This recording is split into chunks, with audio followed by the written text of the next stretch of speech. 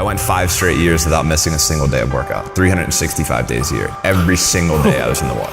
There are days you're not gonna wanna do it. I mean, everybody has those days. But it's what you do on those days that help you move forward. Winning is in all of us. Everybody wants the end result, but what you have to endure to win, no one wants to talk about. If you know that you were destined for something, then you can withstand the setbacks, the difficulties, the bullshit, criticism, and all the other things.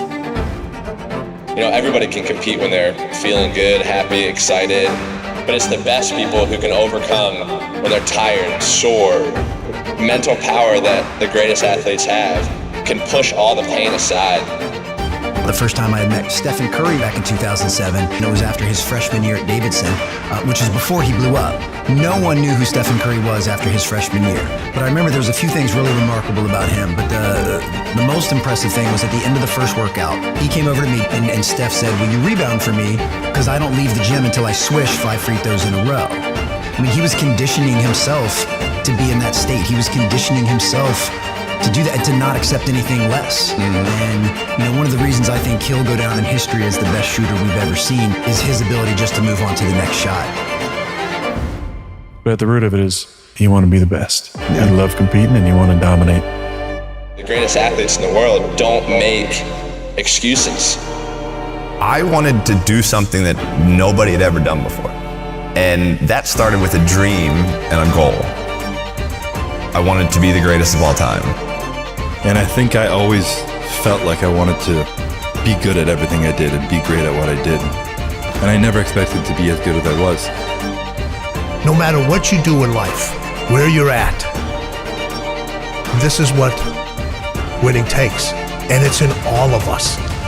We all have fear, but if you harness it, it takes you to places that you couldn't even imagine.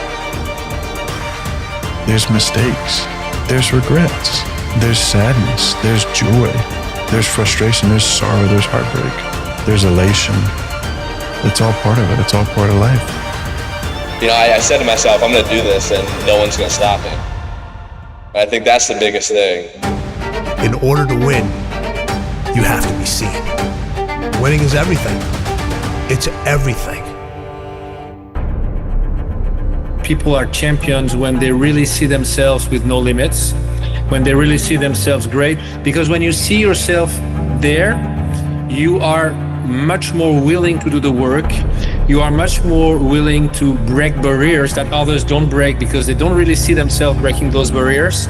And this young guy, Djokovic, is 19 years old and he plays Roger for the first time in a Grand Slam. He's nobody.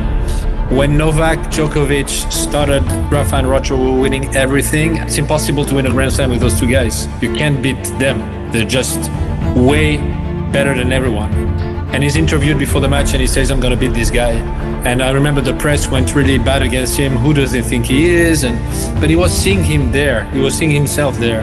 He was seeing himself better than them, which maybe people saw that as being cocky, but he was just very confident about his abilities. And he ended up being the best of the three. He beat all the records. He beat them on every level because his self-belief was extremely high. His self-esteem, the way he was seeing himself. That's how I know if someone is a champion. And then a lot of people fake it, which is better than not faking it, but it's not as good as really believing it deeply inside. You talk to the young players, they will say, I want to be number one. I mean, they wish, yeah. The ones who really want to, you know, because they're not only saying it, but they're putting on the work. And this is a big difference because when you really believe you can get there, it's much easier. It's never easy to work hard, but in a way, you are willing to do everything to get there. When you wish it, you do things halfway or you don't do it fully. So that's a big difference. But when you look at the road to winning, people look at you and they're like, you're a success. But your road has so many more steps. Those steps are infinite. Sometimes you get to see them, sometimes you don't. Sometimes they're there, other times they're wobbly. You don't know if that next step is going to be there, but you have enough belief in yourself to say, I know it's there. I'm going to take that step. I may miss the step. I may fall. I may get scraped. That step may go into quicksand, but I know there's another step. I know it. I believe inside me that there's another step that I have to take, that somebody else isn't making me take. Those steps are infinite.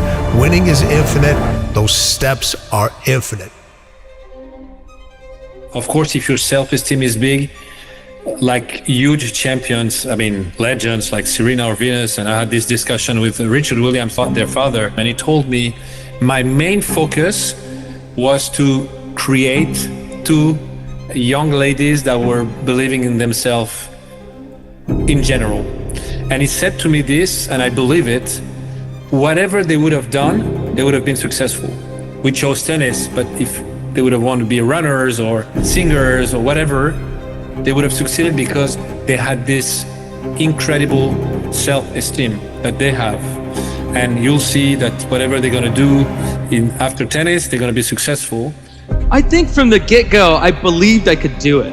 You know, it just seemed so real to me. I'd already gotten sponsors, I was already winning competitions, and I saw the pros, you know, making a great living at what they were doing, and I just figured, like, God, if I could just get to that point, you know, I think I could make a bit of a living out of this.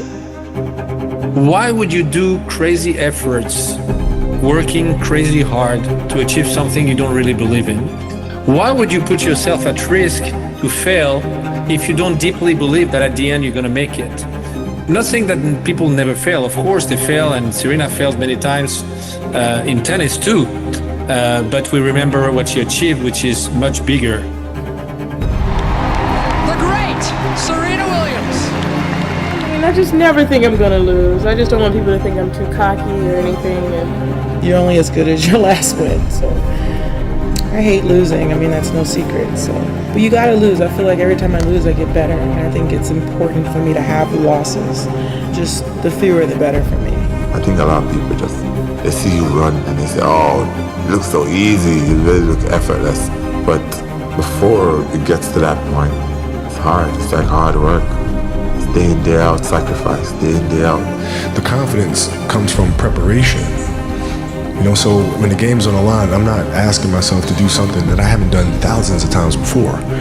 When I'm prepared, I know what I'm capable of doing, I know what I'm comfortable doing, and I know what I'm not comfortable doing. You know, and so in those moments, if it looks like I'm ice cold or not nervous, it's because I've done it thousands of times before, so it's one more time. No, I've never been afraid. I mean, obviously you're nervous, but afraid means you're not confident in your skills. I have total confidence in my skills, so I'm not afraid. You know, if you put your mind to doing whatever you want to do, you know, good things can happen. That shot gave me the idea that I could be better than what people think, and I can, you know, surpass any expectations that I may have for myself. The start is just every day do something you didn't do the day before. If you just pay attention to the details, you pay attention to the details, those distinctions are easy to see. Everybody talks about working hard, showing up early, showing up late, doing all. Everybody can do that. Everybody can do that. It's the mannerisms of the way they carry themselves. It's the way they compete. It's the way they listen. It's the way they absorb information, how coachable they are. The one thing, all my athletes in business, in sports, the best of the best are so coachable. They listen. They listen, they absorb the information, they pay attention, they're there. Of course you want to win, but winning is not a goal. Winning is a result. The goal is, what do I focus on? I focus only on things that I can control. Winning, you cannot control everything, but there are a lot of things you can control. And a lot of things happen. A lot of emotions come in. A lot of thoughts come in. You have to take them away, and the only way to take them away is to talk to yourself in a way that makes you better. But you also have to make efforts every day, and you do, to have those small victories and build yourself as a person that is able to achieve his dreams. By no means have I never made a mistake. I've made lots of mistakes, both in and out of the pool. And you know, I've been able to learn from every one of those mistakes, and I've been able to, you know, help people not make the same mistakes that I've made. So keep going. You're doing the right thing.